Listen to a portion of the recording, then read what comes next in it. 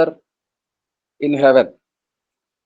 अब बहुत महत्वपूर्ण समय में आते हैं आज के संदेश को सुनने, मनन करने और आशीष को पाएं। पहला सामुएल का पुस्तक 16वां अध्याय, जो आज हमारे बहनों का टीम पढ़ रहे थे। 16वां अध्याय। ऐसा स्टोरी हम पढ़ रहे थे कि सामुएल के पास परमेश्वर यहोवा, और यहोवा ने सामुएल से कहा, मैंने शाऊल को इज़राइल पर राज्य करने के लिए तुच्छ जाना है। तू कब तक उसके विषय विलाप करता रहेगा? अपने सिंग में तेल भर ले और चल। मैं तुझको बेतलहमी यशै के पास भेजता हूँ, क्योंकि मैंने उसके पुत्रों में से एक को राजा होने के लिए चुना है। परमेश्वर कहते हैं शमूएल से, हे शमूएल मेरे दास, कितने दिन चिंता करेगा? कितने दिन बैठेगा मुंह लटका कर शाऊल के कारण? मैं भी चिंतित हूँ। जो गलती पर गलती करता रहा शाऊल,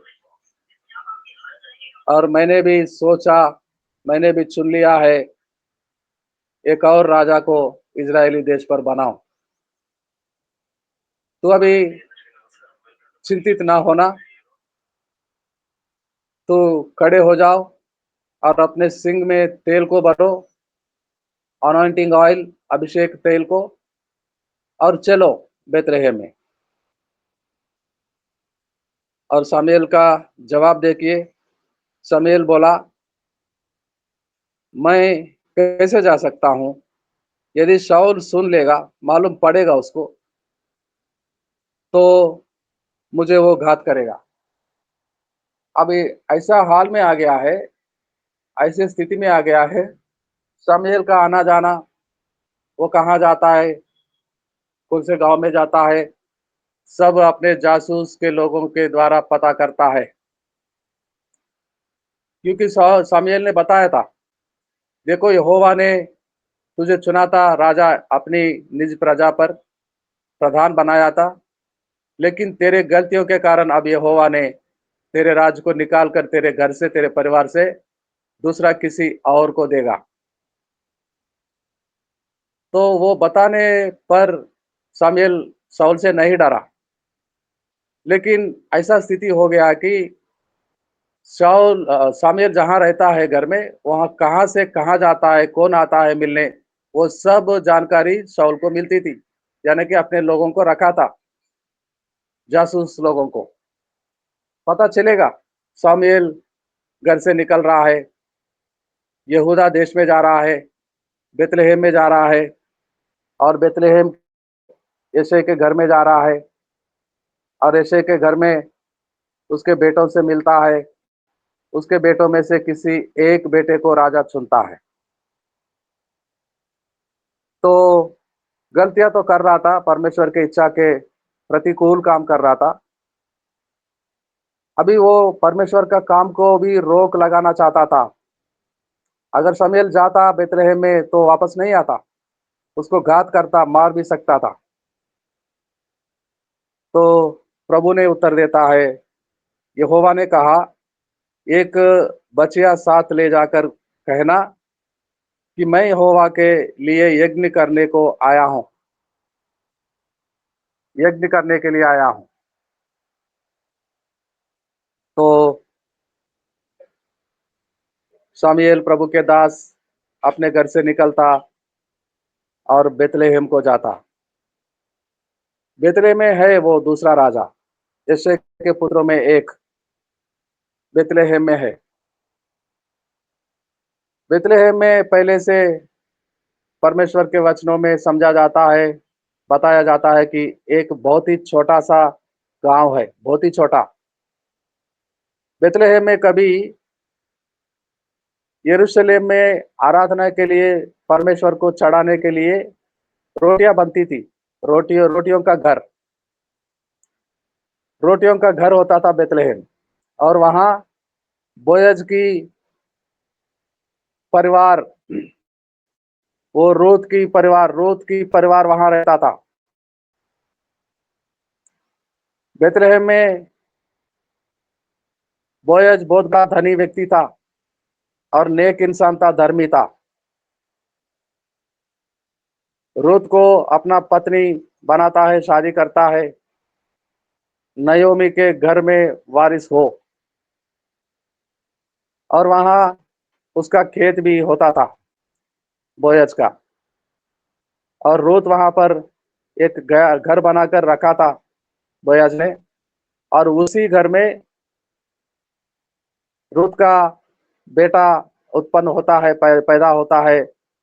और उसका बेटे का बेटा होता है यिशै। ओबेद को जन्म देती थी और ओबेद का पुत्र हुआ यिशै, और यिशै का पुत्र दाऊद। एक ही परिवार। और वहां के कुछ और लोग खेतों में काम करने वाले रहते थे। बहुत छोटा गांव था, बहुत ही छोटा। लेकिन परमेश्वर ने उस गांव पर दया किया, अपने दास सामुएल को भेज रहा है। और तब सामुएल ने यहोवा के कहने के अनुसार किया और बेतलहम को गया। उस नगर के पुरनियों थरथराते हुए उससे मिलने को गए। जब गांव में प्रवेश ही कर रहे थे प्रभु के दास सामुएल, वो गांव के पुरनिये, बड़े लोग, बड़े लोग यानी कि ओबेद, ओबेद का पिता यिशै, और वहां के कुछ रहने वाले गांव के प्रमुख थरथराते हुए, भागते हुए वो गांव में जो प्रवेश कर रहे थे सामुएल के पास आते हैं और प्रणाम करते हैं सामुएल साहब को, प्रभु के दास को, और कहने लगे, क्या तू मित्र भाव से आया है कि नहीं? परमेश्वर के उपस्थिति में भवन में रहने वाला दास कभी कभार ही, कई सालों में एक बार गांव गांव में जाते थे। अभी प्रभु के दास आ रहे थे सामुएल, लोगों को जानकारी हुआ, मालूम पड़ा कि सामुएल साहब आ रहे हैं, प्रभु के दास। तो थर थर आते हुए, घबराते हुए भागते हैं, प्रभु, स्वामी, पास्टर साहब, प्रभु के दास, क्या हमसे कुछ भूल हुई है? क्या हमसे कुछ भूल हुआ है? आप यहाँ हमारे इस छोटे से गांव में आ रहे हैं, मित्र भाव से आ रहे हैं, हमें आशीष देने आ रहे हैं, या क्रोधित हुए हैं, हमारे कुछ गलतियां हुआ है? नहीं नहीं नहीं, मैं मित्र भाव से आया हूँ। परमेश्वर ने मुझे कहा, चल तू बेतलहम को चल, और बेतलहम में मेरा काम है, वो काम करके आएंगे। तो मैं आया। तो उन्होंने राहतों राहत के सांसों को ली और कहने लगे, आइए हमारे गांव में चलते हैं। मैं गांव में आऊंगा जरूर, लेकिन मैं यिशै के घर में आऊंगा। यिशै के घर में जा रहा हूं मैं। और यिशै सामुएल को अपने घर में ले जाता है, प्रभु के दास को। और सामुएल ने उसके पुत्रों को बुलाता है, यिशै, तेरे कितने पुत्र हैं? एक एक करके मेरे सामने लाओ। और बड़ा बेटा यिशै का पुत्र को सामने ले आता है। दिल में सोचता है, यही होगा शाऊल के बदले में यहोवा ने जो चुना दूसरे राजा इज़राइल देश पर। वो दिखने में अच्छा था, तगड़ा था, जवान था, लेकिन परमेश्वर ने परमेश्वर ने जवाब देता है। तब यिशै ने अबीनादाब को बुलाकर सामुएल के सामने भेजा और उससे कहा, यहोवा ने इसको भी नहीं चुना। एक के बाद एक जाता था प्रभु के दास के सामने, और प्रभु के दास समझने लगा कि यही हो सकता है यहोवा जो चुना है। एक के बाद सबको देखता है, लेकिन जवाब में प्रभु कहता है, परंतु यहोवा ने शमूएल से कहा, ना तो उसके रूप पर दृष्टि कर और ना उसके डील की ऊंचाई पर, क्योंकि मैंने उसे अयोग्य जाना है। क्योंकि यहोवा का देखना मनुष्यों का देखना समान नहीं होता है। मनुष्य तो बाहर का रूप को देखता है, परंतु यहोवा की दृष्टि मन पर भीतर होती है। तो एक के बाद एक पूरे लड़के यशै के घर में रहते थे, सब आए हैं। अमीनादाब, शम्मा, सारे लोग एक के बाद एक जाते हैं। यूं ही यशै ने अपने 7 पुत्रों को शामूएल के सामने भेजा और शामूएल यशै से कहता है, यहोवा ने इन्हें नहीं चुना। तब शामूएल ने यशै से कहा, क्या सब लड़के आ गए हैं? वो बोला, नहीं, लहुरा तो रह गया है और वो भेड़ बकरियों को चरा रहा है, जंगलों में रहता है। शमूएल ने यशै से कहा, उसे बुलवा भेज, क्योंकि जब तक वो नहीं आया तब तक हम खाना भी आज नहीं खाना खाने को बैठेंगे। लहुरा था, छोटा सा नादान, जंगलों में रहता है, अपने भेड़ बकरियों को चराता है, छोटा सा झुंड को। अकेला रहता है लेकिन किसी से नहीं डरता, ना शेर से डरता जंगलों में, ना भालू से डरता। और शेर से ताकतवर होता उसका पीछा करता, जो मेमने को अपने मुंह में लिए भागता है, उसके सामने जाकर खड़ा होता और मेमने को बचाता, गर्दन को पकड़ता, उसको चीर डालता। शेर को चीरने वाला, भालू को चीरने वाला, निडर होकर। इतना ताकत कहां से आता था? आराधना करता था, गीतों को खुद लिखता था। जंगलों में रहने वाला एक छोटा सा नादान लड़का हमेशा परमेश्वर की धुन में रहता था, आराधना करता था। और उसी को बुला ले। सामुएल ने जवाब देते हैं यिशै को, उसी को बुला ले, जब तक वो नहीं आएगा हम आज खाने पे नहीं बैठेंगे। और जंगलों में से उसका बुलावा आता है। तब वो उसे बुलाकर भीतर ले आए। उससे उसके तो लाली झलकती थी, कितना सुंदर लड़का है, लाली चलकता था और उसकी आंखें सुंदर और उसका रूप सुडौल था। और यहोवा ने कहा, उठकर इसका अभिषेक कर, यही है मेरा राजा जिसको मैंने चुना, यही है मेरा इच्छा को पूरा करने वाला, मेरे मन को लुभाने वाला। मेरी इच्छा इस पर है, इसको अभिषेक कर। तब शमूएल ने अपना तेल का सिंग को लेकर उसके भाइयों के मध्य में उसका अभिषेक किया।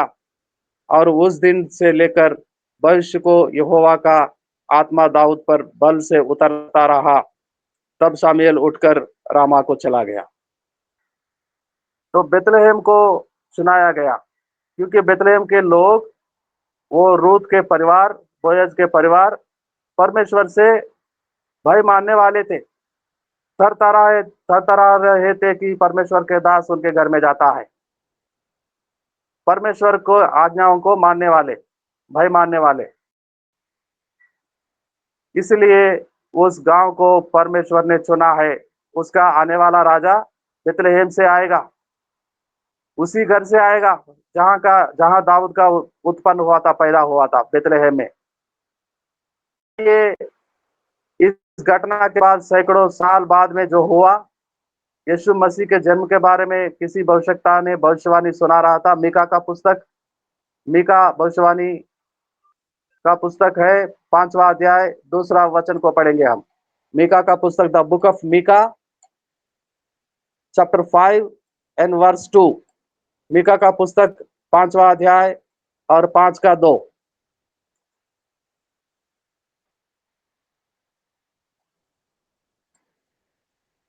पढ़ रहे कोई? कि उसने झील के किनारे 2 नावें लगी हुई देखी और मछुआरे। एक मिनट, कौन सा पढ़ रहे हैं भाई? मीका का पुस्तक, मीका, पुराने नियम का। मीका। मीका। ओह, अच्छा अच्छा। मीका, आप मती में पढ़ रहे थे, मती में नहीं, लूका में पढ़ रहे आप। लूका 5 का पढ़ रहे, लूका नहीं, मीका में जाएंगे, 5वां अध्याय और वचन 2।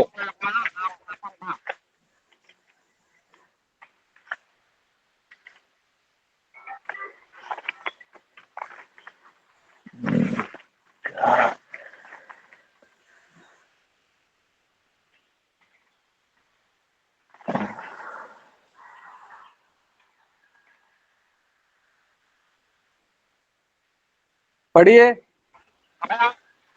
नहीं, अभी मिला नहीं सर, खोज ढूंढ ले।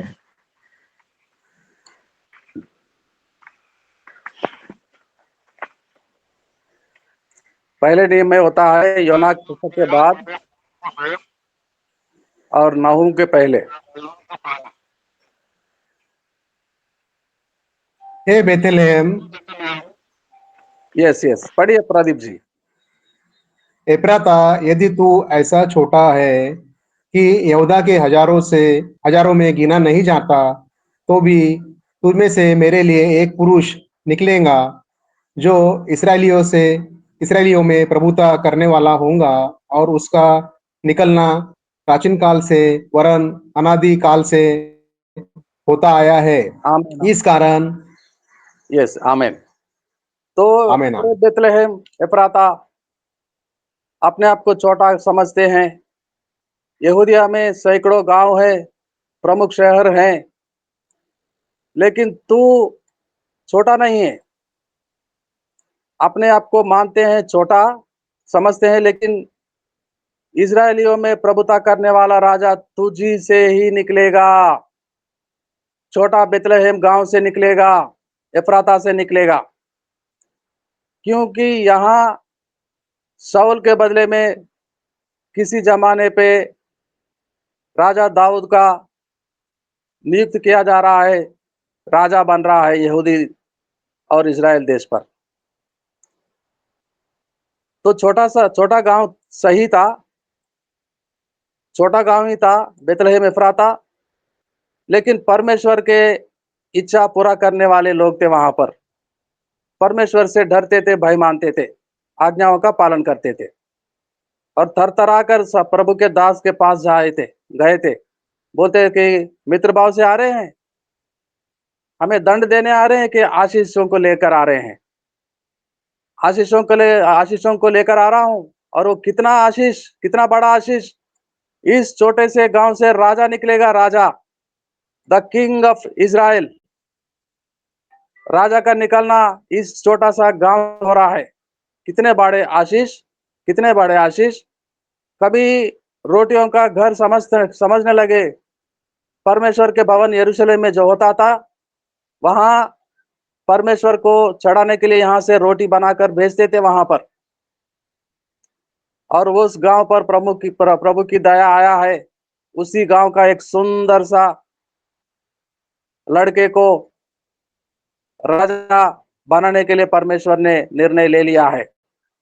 मत्ती सुसमाचार 2 अध्याय 1 से लेकर 6 तक पढ़ेंगे। मत्ती सुसमाचार, the book of Matthew, chapter 2 and versus 1 to 6। मत्ती सुसमाचार 2 अध्याय और 1 से लेकर 6 तक।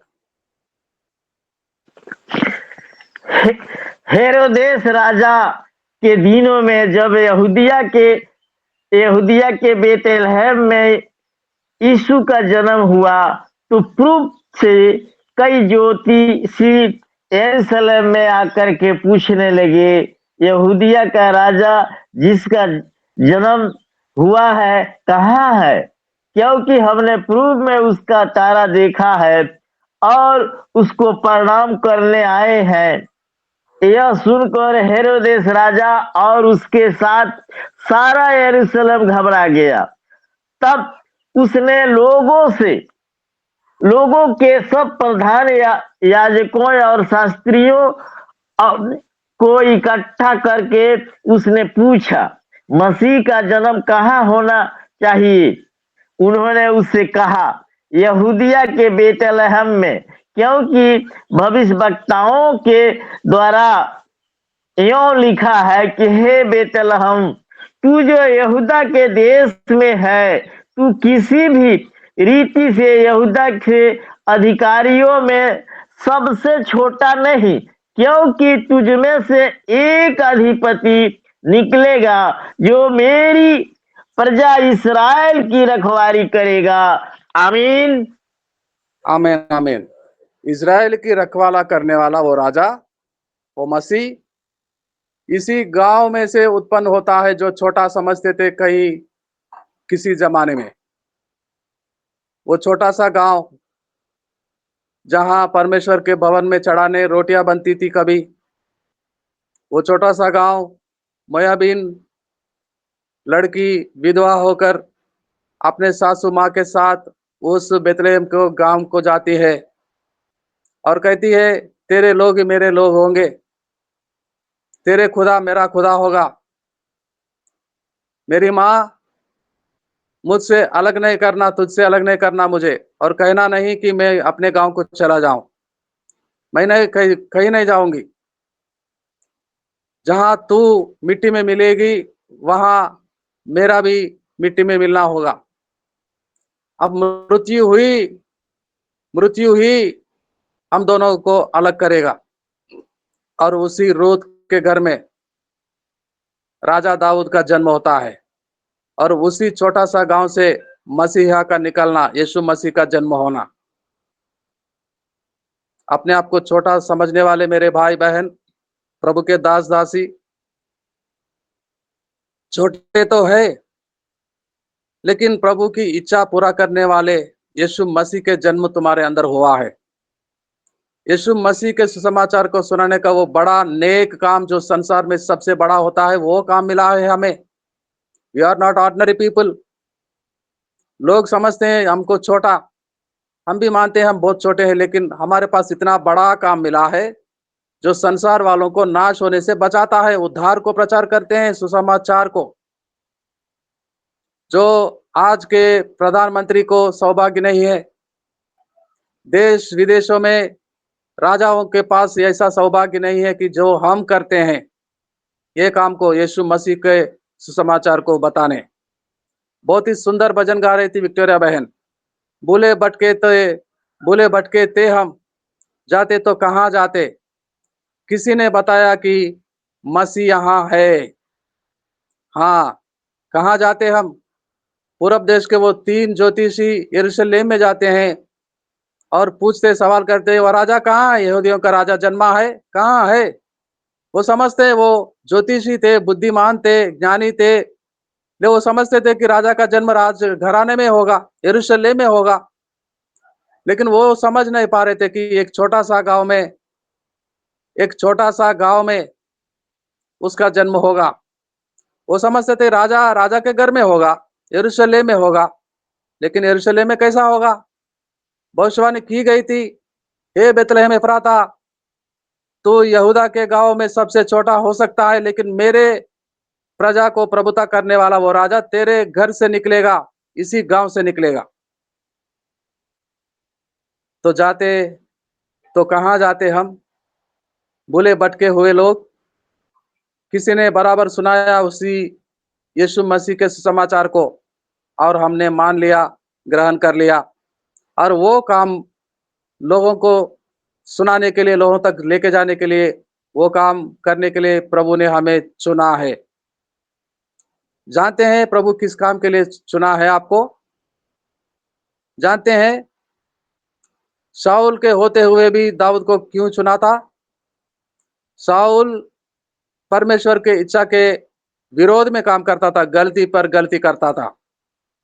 लेकिन प्रभु का जो इच्छा होता है, उसके अनुसार चलने वाला एक और वो सुंदर सा लड़के का जरूरी हो गया था। 7 भाई थे दाऊद के, और एक के बाद एक तो देखता था, प्रसन्न होता था सामुएल भक्त। लेकिन परमेश्वर बोलता, ये नहीं, ये नहीं, ये नहीं। 7 बार बोलता है ये नहीं, और 8वां बार बोलता है यही है जो मेरा इच्छा पूरा करने वाला। वो ऊपर से नहीं देखता मेरे भाई बहन, सुंदरता को नहीं देखता, तगड़ापन को नहीं देखता, ऊंचे कद को नहीं देखता, पढ़ाई करना लिखना नहीं देखता। वो कौन लोग थे यीशु मसीह की सेवकाई करने वाले? वो 12 चेले कितने पढ़े लिखे थे? मछुआर थे कई लोग, मछलियों को पकड़ने वाले, समुद्र में रहने वाले, समुद्र के किनारे घर बनाने वाले। और यीशु मसीह उन गरीब लोगों को चुनता है, कम लोगों को चुनता है, नीचे लोगों को, जो हीन समझते हैं संसार वाले, उसी को चुनते हैं। यहूदिया में बड़े-बड़े शहर थे, बड़े-बड़े नामी गांव थे, लेकिन बेथलेहम को चुना है। आज भी वो सुसमाचार सुनाने का वो अवसर, वो सौभाग्य, वो नेक काम, बड़ा काम, जो संसार में उत्तम से उत्तम काम होता है, वो काम करने के लिए हमको चुनाया गया है। पहले हम बहुत छोटे थे, लेकिन अब छोटे नहीं हैं मेरे भाई बहनों। पहले गरीब थे, लेकिन अब नहीं। पहले नादान थे, लेकिन अब नहीं। अब परमेश्वर के दास बन गए हैं हम। परमेश्वर के सुसमाचार को, यीशु मसीह के बारे में लोगों के पास ले जाने, उनको सुसमाचार सुनाने, बीमारियों को चंगा करने, दुष्ट आत्माओं को भगाने, उद्धार के बातों को सुनाने हमको उसने चुना है। Now we are not ordinary people now today. पहले थे हम, गरीब से गरीब हो सकते थे, नादान हो सकते थे, लाचार हो सकते थे, रोगी बीमार में पड़े हुए लोग हो सकते थे, लेकिन अब नहीं है। अब हमारे पास वो उद्धारकर्ता का समाचार मिल गया है, वो दर्शन मिल गया है, वो प्रकाशन मिल गया है। खड़े हो जाइए, आज के काम को आज करने, लोगों को सुसमाचार सुनाने। धन्यवाद सबको, धन्यवाद। विक्टोरिया जी को बहुत सुंदर सा भजन गाए थे। कहाँ जाएंगे हम? जरूर सही समाचार मिला है हमें, यीशु मसीह यहाँ है। यहाँ यीशु मसीह है जो सबको उद्धार देता, सबको संभालता, हमारे बेटे बेटियों को समय पर नौकरी देता, शादी विवाह कराता, आशीषों को देता, नाश होने से लोगों को बचाने का वो काम को देता, वो बातों को देता, जो हम ले जाए, वो गरीबों में प्रचार कर सके सुसमाचार को, यीशु मसीह का। सबको धन्यवाद। God bless you all my dear friends. आइए आखिरी प्रार्थना में जाएंगे, क्लोजिंग प्रेयर करेंगे। क्लोजिंग प्रेयर और आशीषों के साथ आज का हिंदी सभा संपन्न करेंगे हम।